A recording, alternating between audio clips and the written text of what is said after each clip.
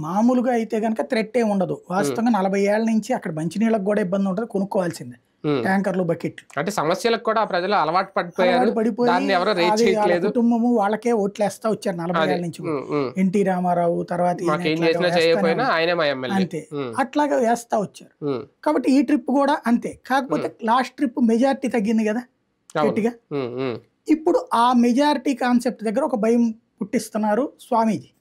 పరిపూర్ణానంద స్వామి హిందూపురం నుంచి పోటీ చేస్తున్న వల్ల అందులో ఆయన హిందూ పోలరైజేషన్ ప్రత్యేకించి కాన్సన్ట్రేట్ చేస్తున్నారు. అట్లాంటి సందర్భంలో ఓ 25,000 ఓట్లు కనుక అవతలకి చీలితే 10,000 ఓట్లు చీలినా ఈయనకి నెక్ టు నెక్ అవుతుంది. 25,000 ఓట్లు చీలితే గెలవడం కష్టమైపోతుంది. అందులో అక్కడ క్యాస్ట్ ఈక్వేషన్స్ మీద తీసుకొచ్చి ఒక లేడీని పెట్టాడు జగన్మోహన్ రెడ్డి. డబ్బు జగన్ మంచుతాడు ప్రాక్టికల్గా, కాబట్టి ప్రాబ్లం ఉండదు.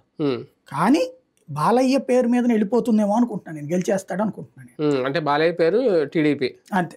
అంటే స్వామీజీ ఎంతవరకు అక్కడ పోరాడి సాధించగలరు, లేదంటే పోరాడి చీల్చగలరు? ఆయన చీల్చగలిగే ఓట్లు కనుక బాలయ్యను ఓడిస్తే ఆయన విజయం సాధించినట్టే.